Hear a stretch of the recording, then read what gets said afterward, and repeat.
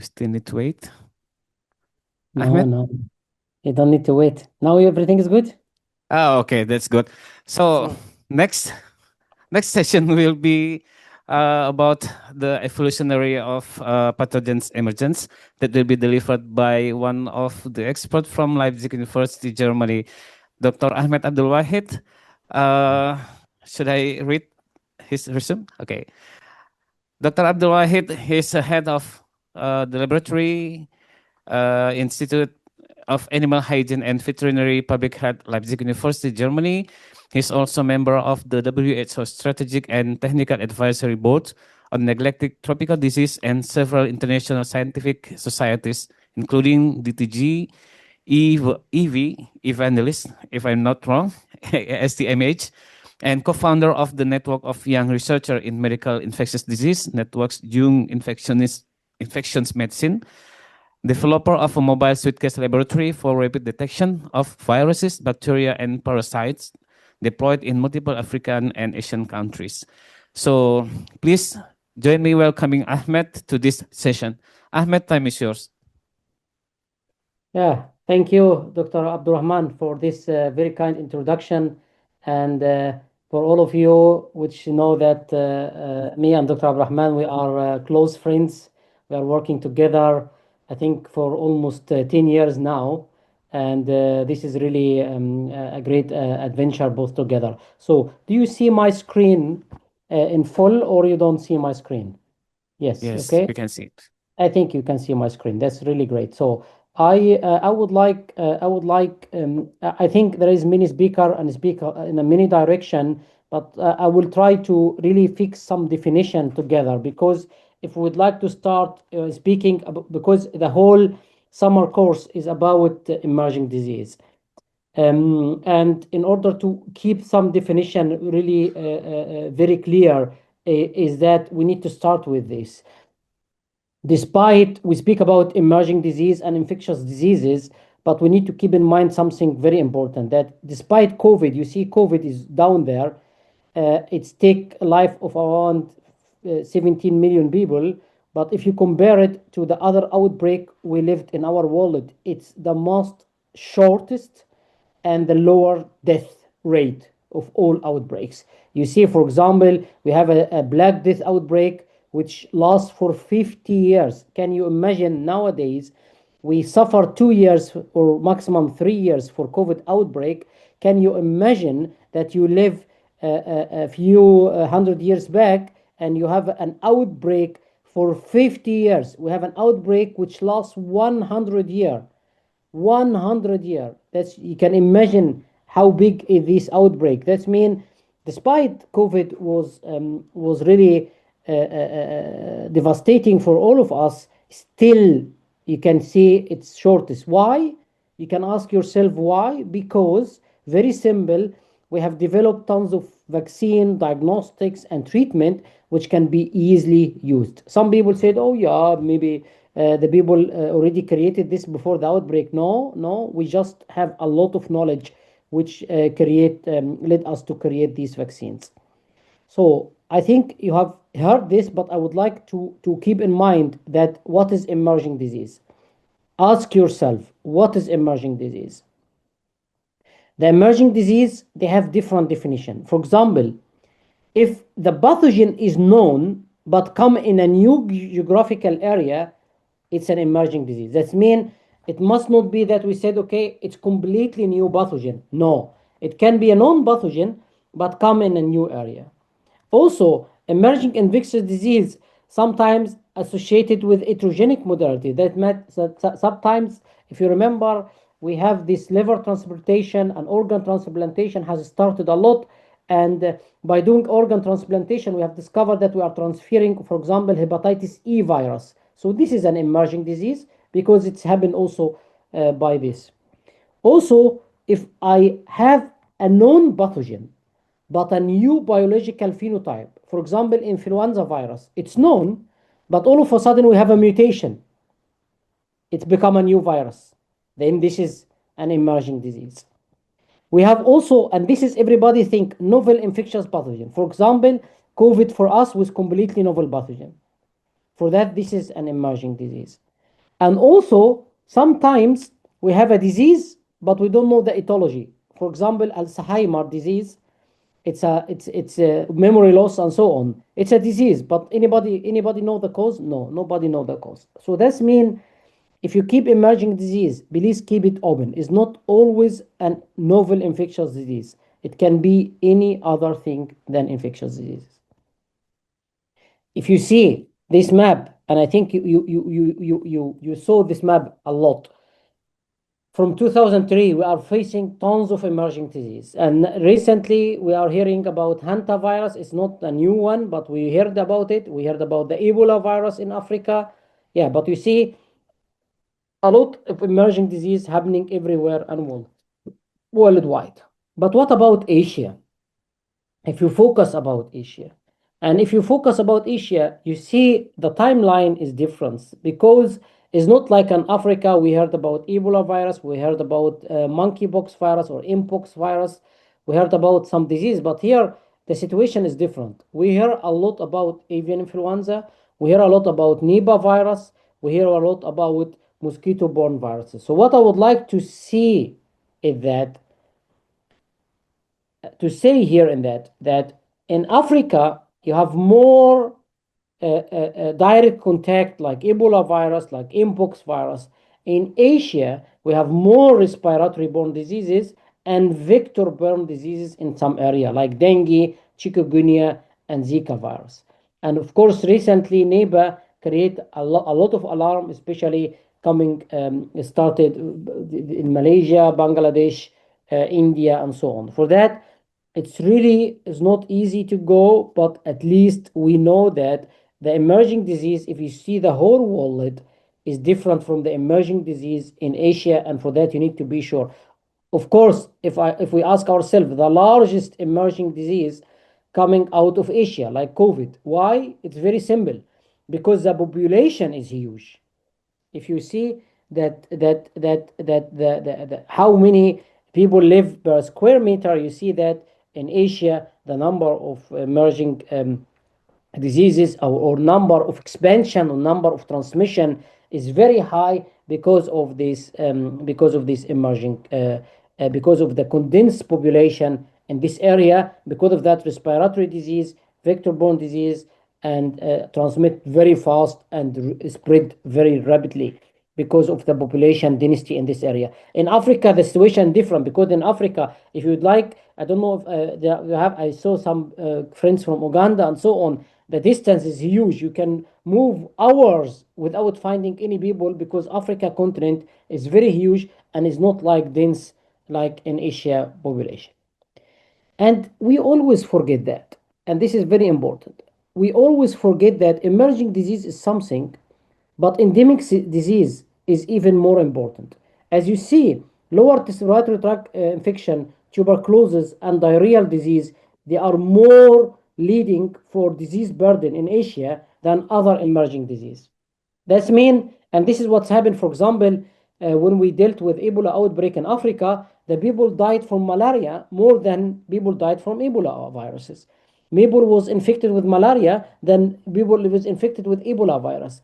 During COVID outbreak, we have more cases of dengue fever virus than COVID itself. That means sometimes if you are dealing with emerging disease, keep in mind that emerging disease is not the main problem happening. The media focusing on that, the country is focusing on that, the politician is focusing on that, but the real problem is other endemic disease happening in the country, and we need to keep this in mind. The other issue when we speak about emerging disease, because sometimes the people said, okay, emerging disease is only emerging, is only dengue is happening alone, COVID is happening alone. No, we usually see, and this graph show you, an over dual infection or sometimes triple infection. You see sometimes you have Nipah virus and you have other disease like influenza or co-infection. Sometimes you have dengue, chikungunya complex, or chikungunya Zika complex. That's mean when you do diagnostic and you do surveillance, you need to keep in mind that actually dual infection is really high. And for that, you cannot say, I will diagnose only COVID, but I will not diagnose anything else. So, what is the factor leading for emergency of or emerging for new disease? Please, I know you may heard this before, but it's better to keep you the point. I tell you what's emerging disease, why we need to keep in mind in emerging versus endemic disease, like the people speak about rabies problem a minute ago. But now I will take you why we see new diseases. We are ease of travel. You know, Abdurrahman can come to Leipzig to us in less than 15 hours. That means if he started with influenza virus in Indonesia, he transmitted the virus in less than 15 hours to Germany. If in Germany he got some infection and returned back to Indonesia, then this is less than 15 hours you get the infected. That means ease of travel make really it very easy that the infection travel long distance without any problem. We are expanded population. We was until the beginning of last century, we was around 2 billion. Now we are close to 9 billion people living on this earth, very close to each other. And this is also lead to increase of some disease. Not only because of our population, you need to also make food. You need to make intensive agriculture, like poultry, like chicken, like cattle, like pork, whatever. This increase of number of animals, increase of intense agriculture, all of that create, because you need to create food for these people, and creating food, you see a lot of diseases coming and jumping back and forth. We have changed the ecosystem a lot. You see this island.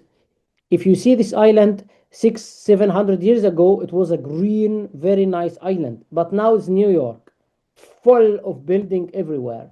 That means changing in the ecosystem, that we remove the forest, we remove the green area and build a lot of building everywhere, even also in the desert, because desert is also an closed ecosystem. You think desert is okay, it's a very nice yellow area, it's free, everybody can do it. No, it's a closed ecosystem and has own ecosystem and has own important in the mother earth. For that, changing the ecosystem create a big problem.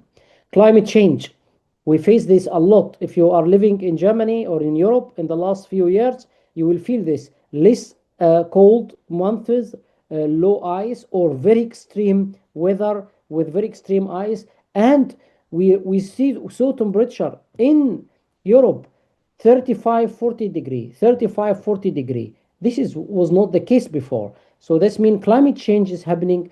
Climate change can affect. We see, for example, in the last 2 years, we start to detect Aedes aegypti here in Europe. We start to see dengue. We start to see chikungunya cases in Europe. This was not there. We detect malaria in Romania. That means disease spreading because of climate change, and lead to a very important issue. Microbial evolution. Please keep in mind that the microbe, like antimicrobial resistance, the bacteria which resist the antibiotic, the viruses which mutate. You remember in COVID, Omicron, Delta, whatever, they are the pathogen will not stay and wait for you. They will really do a lot of mutations, and this evolution lead to the emerging of new disease. Also, as a human being, we are very talented in coming near by pathogen. We are very talented. For example, air conditioning. In Jakarta now, we are sitting in a very nice room with close the window, a very nice air condition, and you are spreading the virus among yourselves. If you are coming here to Germany in the cold months, we are turning on the heating system very hot, that we are living in tropical country inside our homes. For that, air conditioning is good, but sometimes it creates massive problems. Also, transportation of goods, transportation of livestock, social changes, deforestation, uncontrolled urbanization, a daycare center, the kindergarten, and so on. This is, if you have children, I think all of you now young, but the people has children, they feel this. Every 2 weeks, their children are ill, they have respiratory infection, they have this infection, they have this infection, because kindergarten is like a place of the amplification of viruses and bacteria and so on, because it's like a big cell culture.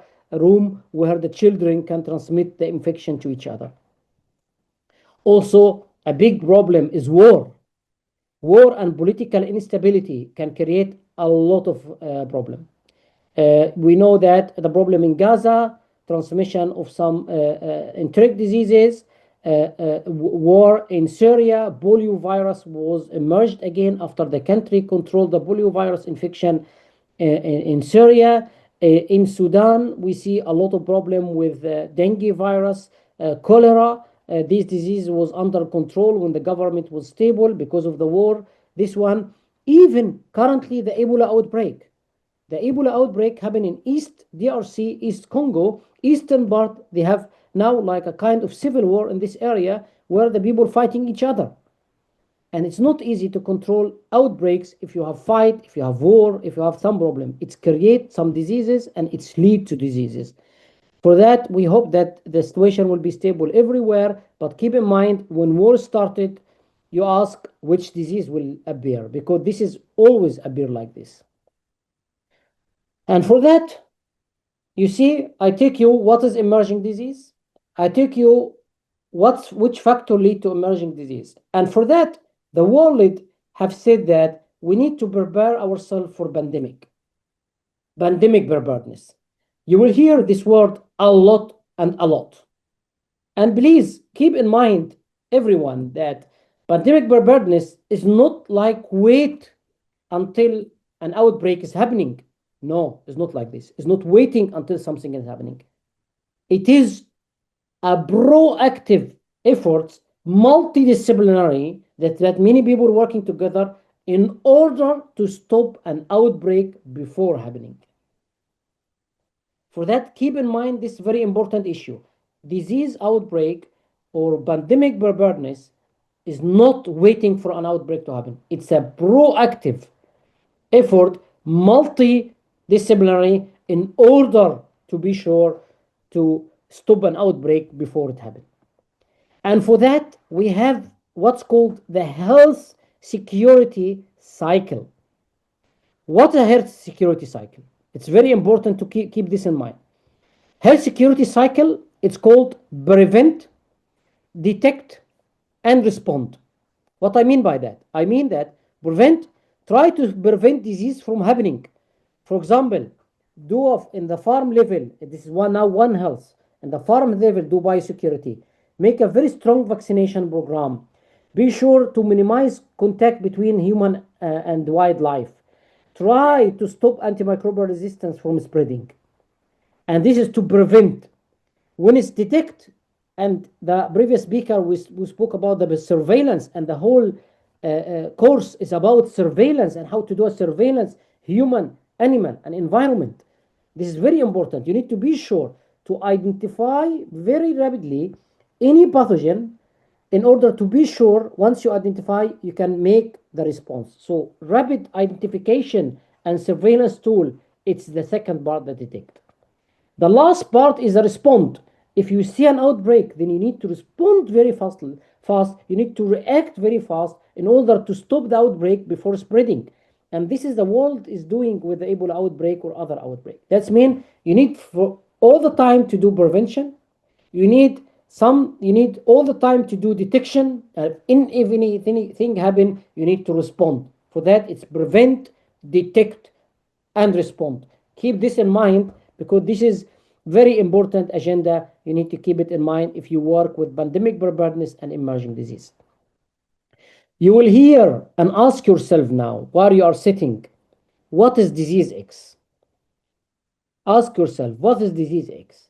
Usually, disease X, and this is we put it in science, it's a hypothetical unknown disease which might trigger an outbreak in this situation. Usually, we think about zoonotic disease because this is very fast spreading. Viruses more than bacteria, usually responsible for big outbreaks. For that, disease X is something when we react, if you see the differences, if I have a known pathogen like influenza virus or an Ebola virus, I know I have a specific treatment, I have a specific diagnostics, I have a specific vaccine. In case of disease X, I need to keep the flexibility of my system. I need to be flexible to react to disease X, because disease X might be a new disease, might be a known disease. For that, I need to be sure what I'm dealing with.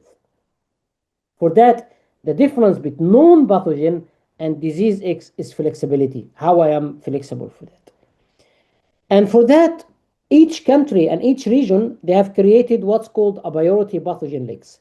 The African Center for Disease Control, the CDC, European Center, the national NIH in the US, WHO. Each of these have created a list of pathogen which has, which we can say it might become a big issue in the world. And as you see in Africa, for example, viral hemorrhagic fever, it's a priority list. Why? Because you see now Ebola, it's a big issue in Africa now. For that, each country or each region define what is a priority list and what is our problem, or what we can control this one. And for that, in order to come together and react together, there are a lot of global initiatives. And why I'm telling you this global initiative? Because you as a young researcher, as a scientist, as a senior scientist, as a leader in the UGM or other universities, you need to know this global initiative. Because if you know this global initiative, you can create your research based on your global initiative, where your country has signed agreement with many countries. The first is called WHO Hub for Pandemic and Endemic Intelligence.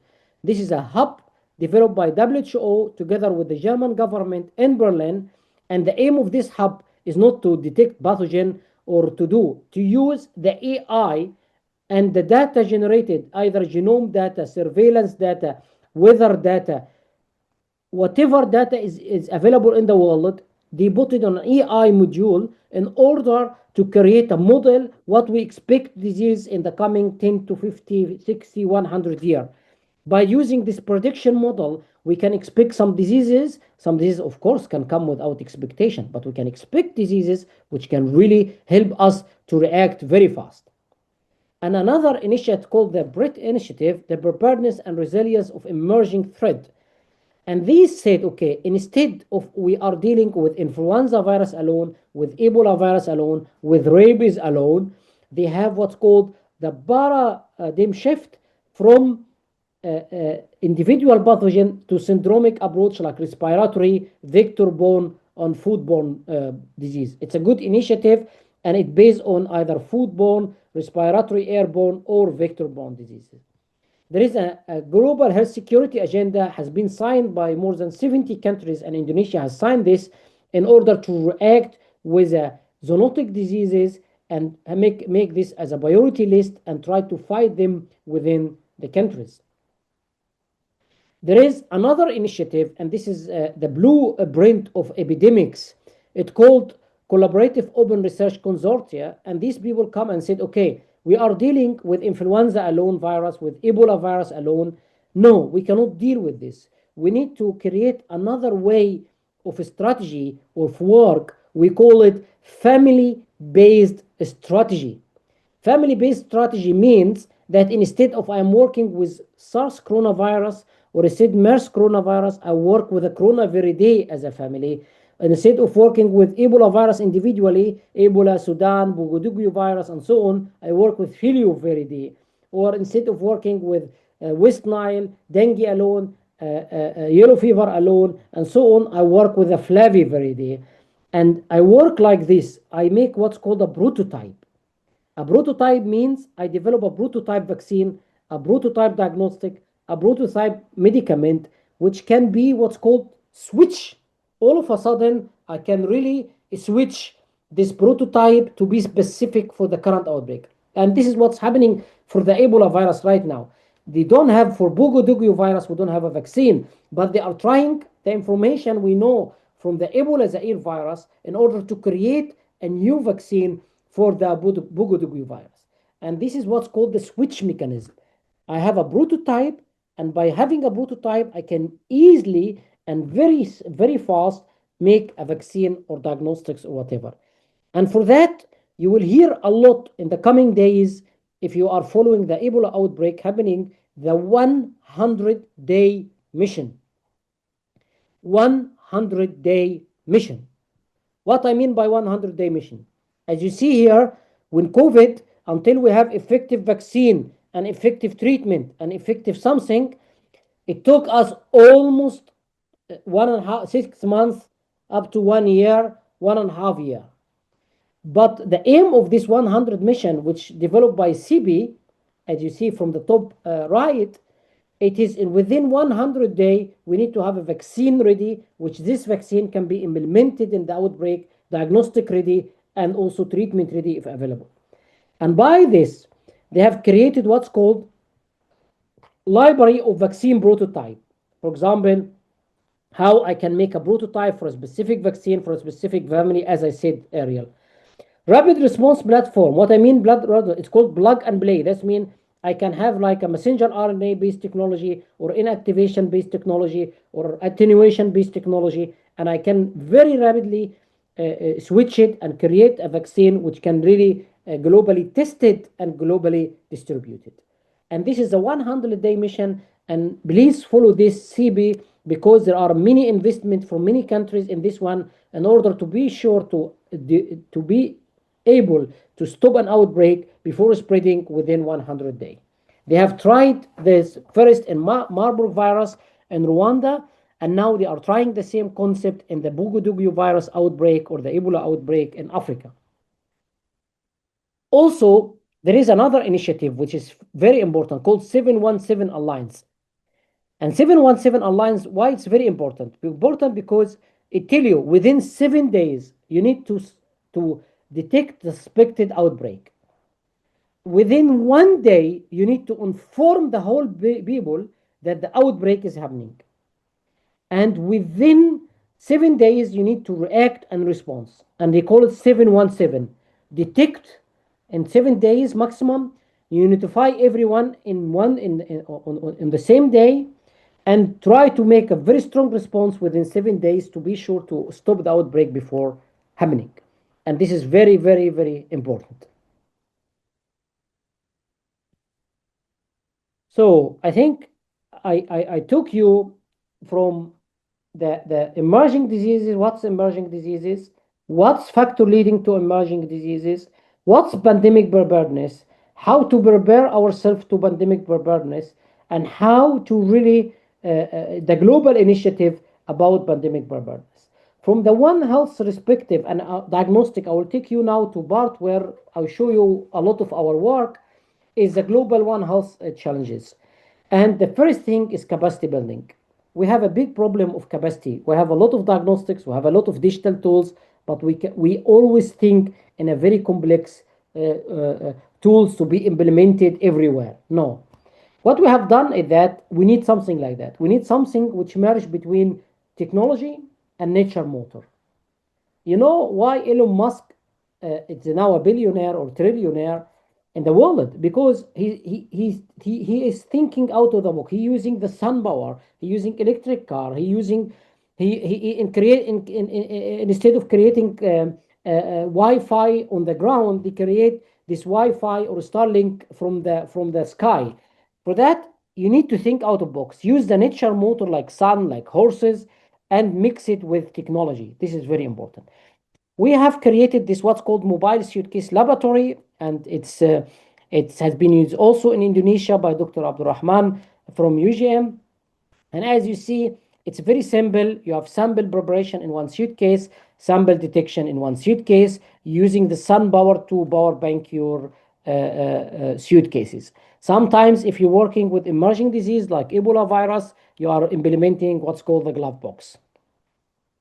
And in this suitcase, we have implemented novel technology. One is called SwiftX, and SwiftX, instead of I'm capturing the inhibitor, I'm capturing, in case I'll capture DNA and RNA, I'm capturing the inhibitor and leave the DNA alone. For that, I can do it in 15 minutes.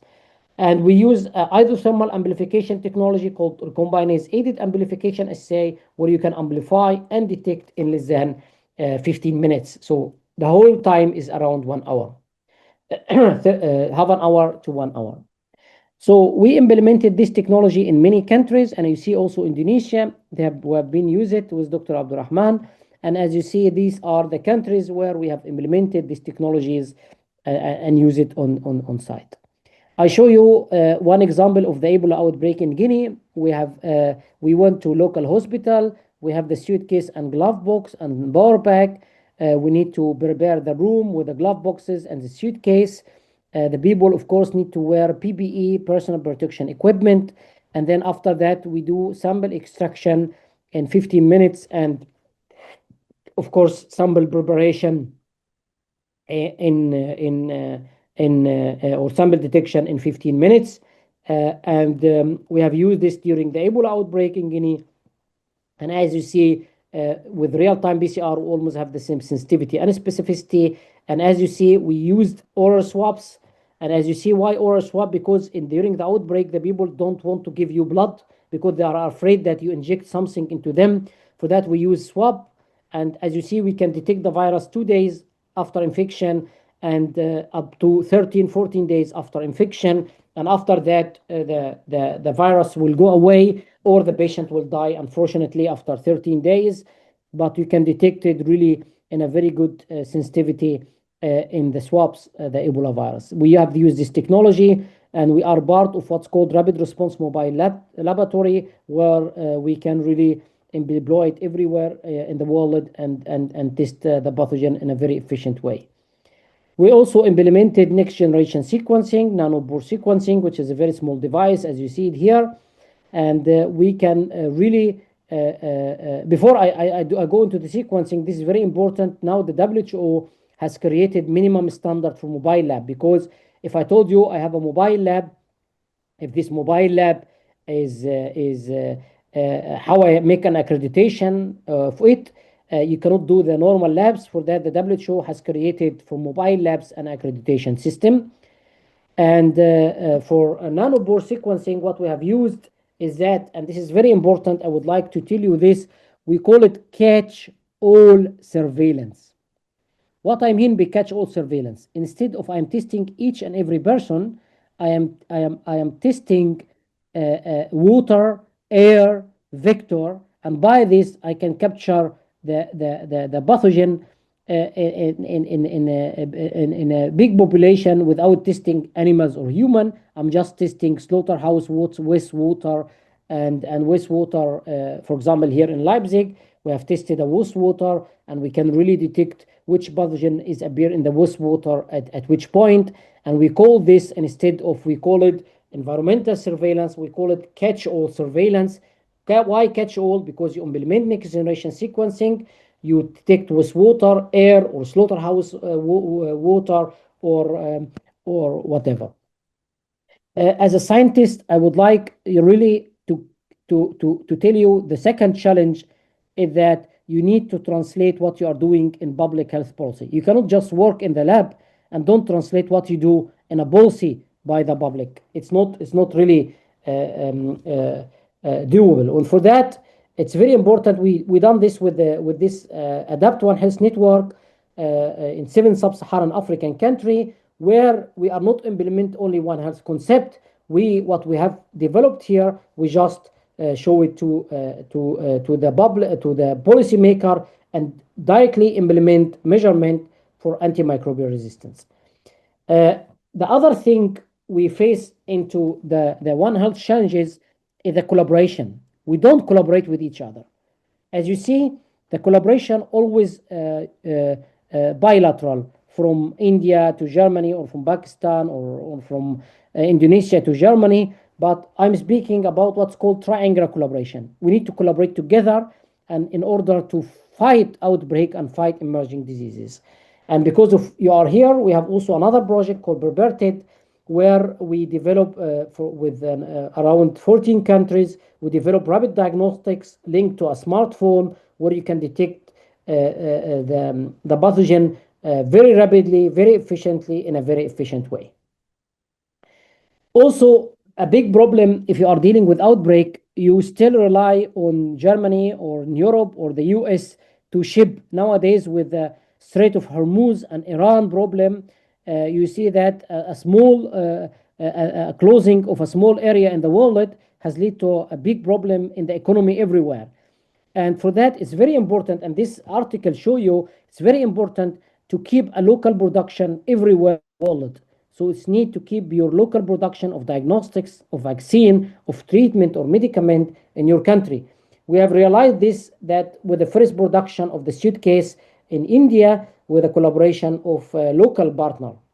We also, a big challenge we are doing in our work is to involve the community. We think that scientists, we need to publish our paper, but this is wrong.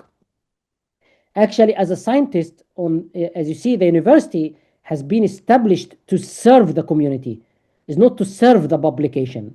And for that, you need to be sure to that the local people can be participated in what you are doing, can be a part of what we are doing. And there is a word called citizen science where you need to involve your people into the issue and the work you are doing. We need to have innovative teaching. I think all of you sitting in the same hall, listening to the same lecture, if you see old time, new time, the same thing, persons, everybody sitting, looking to a person who displays something, the same happening nowadays. We have done some changes in our lab where we try to implement a new VR, and this is will be really a very good part of what we are doing to implement novel teaching and to balance between using an AI and using the human touch. This is we need to discuss this a lot. Also, we have created a One Health course, which is international, where we have really more social media campaign into it and involve many stuff into it. You need to be sure when you do One Health to link it to global initiative. I told you many global initiative for pandemic preparedness. We have also sustainable developing goals where they will be re-evaluated, but you see that also the One Health goals or these goals fits very good for One Health, pandemic preparedness, and emerging disease. Please keep in mind. I reached the summary here. I would like, we have challenges. We need to be sure to build capacity. We need to be sure to translate science into public health policy. We need to strengthen triangular collaboration between multiple countries. You know, the Ebola outbreak now, it's DRC, Uganda is involved, despite it didn't start, and many other countries will be suspect to be 8 African countries if this situation does not stop. So triangular collaboration is very important. Local production is very important. Involve the local community is very important. Innovative teaching is very important. Linking to global initiative is very, very, very important. Keep in mind, if you would like to react with emerging disease and do pandemic preparedness, you need to keep this cycle in your brain. You need to prevent, you need to detect, and you need to respond very fast. And these are the integrated health security cycle, which is very important if you are working with emerging diseases. Think globally, act locally. You need to act locally while or do everything locally while keeping the globe in your brain, because we are connected more than before. I really thank everybody here in this list. We are working together since many years, including Dr. Abdurrahman and Dr. Budi and Dr. Trey from UGM. And really, I'm very happy to be here and present. I'm so sorry I'm not face to face with you because we are involved in many situations now, including the Ebola outbreak. And I hope all of you the best. I would like to thank our institute, where we have a very nice team for multinational country with many people and many faces here. And I would like to ask our funder, which fund our project over the last more than 15 years now. And if you would like to contact me directly, please use this contact form or use my direct WhatsApp in this contact information, or please like our LinkedIn where we put our recent news, training, and other stuff. Thank you very much. And Abdul, I am finished, I think, on time. Thank you. Thank you, Ahmed. Give applause to him. Now we move to question and answer session. This must be very important and very interesting topics that may pops a lot of questions from you. So One question from this side. Good afternoon. My name Hamza Abu Hlayel from Palestine, PhD student in UGM, Department of Physiology. Good afternoon, Doctor. I am very happy to meet you today. Thank you for a great presentation. I want to ask you a very important question about using AI because we know the importance of AI and the development of AI because nowadays we can summarize many articles and we can read, can accomplish research with short time. So I want to wondering and asking about what your perception about the using AI in discover a new vaccination and discover a new treatment for many diseases like cancers, like a chronic disease and infectious disease that there are no treatment or vaccination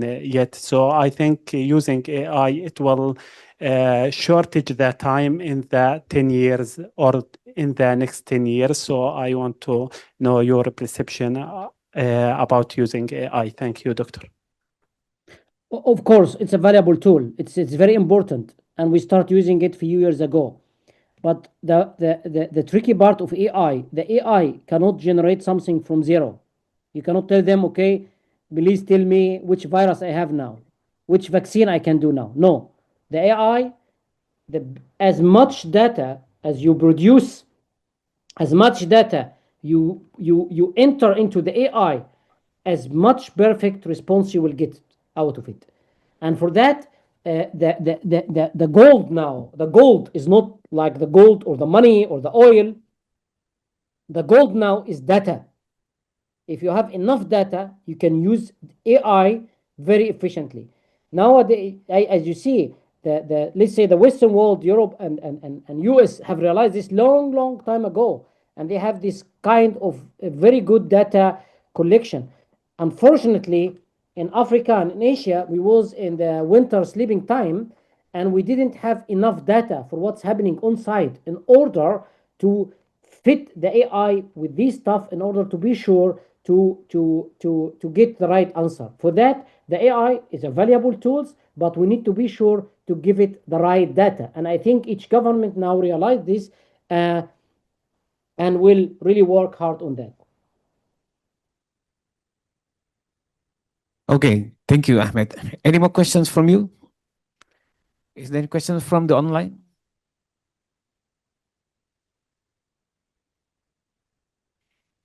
No? Any questions? No questions. It's very clear, Ahmed. It's So very your talk is clear. very clear. Yeah, no But questions but let me from the but audience. let me ask them a different issue. What about let me ask them a different scenario. What is the emerging disease you have in mind, and how you as a student can really try to react to this or try to do a rule in this? What do you think? Because we see a lot of people from many countries here. It's not only we have Nepal, we have Indonesia, of course. I saw Uganda, and I saw Palestinian, I saw Philippines, I saw many countries from different location in the world. Anyone? Or the presentation was very complex that you don't really. But I tried to make it very complex that you know a lot of stuff happening in the world nowadays. No more questions. Oh, any opinion? Does anyone want to answer Ahmed's question? No? Have anybody heard about this initiative which I just mentioned? Yeah. The 100-day mission, the Barrett mission, the blueprint of the new prototype pathogen based. Mhm. No, Bertanya? I see one person raising his hand. Or no, Anyone? no one. Anybody heard about Sustainable Development Goals? Okay, no one heard about this. Anybody heard about our suitcase lab? No. No, it was zero information before this presentation. Okay, that's also good. This means all this information which I just said, it's new for you. Yeah. If this is true, please raise your hand if this is true. No reaction. Nobody raised their hand. If this is new, please raise your hand. Yeah, it's new. New information about the mobile app related suitcase for you. Okay. Yeah. Most Okay. of them says yes. Say yes. Yeah. Okay, okay. Anyhow, I will share the presentation in the chat with all of you so you can have this presentation. You have my phone number if you would like to really react, or you would like to really contact with me or with Dr. Abdurrahman, also an expert. We are working together in many projects in UGM, and the suitcase is in his lab. So if you would like to have a look to the suitcase, you can visit his lab and see the suitcase in Okay. his lab. It's a very nice tool where you can do a lot of diagnostic directly in the field. So please feel free to use these tools. Feel free, whatever you are doing, please, this is my advice to you, please, whatever you are doing, link it to global initiative or local initiative. Don't just do like you spoke about the rabies problem before that. Before we start, please be sure if you would like to do that, take the advantage of the local initiative and see which local initiative fit my work, and I need to overlap my work with the local initiative. Thank you very much. Okay, thank you once again. Give applause to Ahmed. Big appreciations to him and for his participation on these sessions. May you have a very good, still even still morning in Germany, right? It's still morning. It's still Ah, morning. still Yeah. morning. Okay. Have a nice day for you, Ahmed. And see you in Thank you. Indonesia next month. Inshallah. Inshallah. Inshallah, yeah. Okay, Okay. thank you very much, everybody. We now come to the end of our sessions. On behalf of myself, I would like to thank you to the committee and also to all of you to be patient to listen to us, and also to the presenters with a very insightful talks. And yeah, it must be very, yeah, at least it can give you some a lot of new things, new information, especially for the last topics. Once again, thank you very much. If I make some mistakes by guiding these sessions, I give back this to the master of ceremony. Assalamualaikum warahmatullahi wabarakatuh. Have a nice day.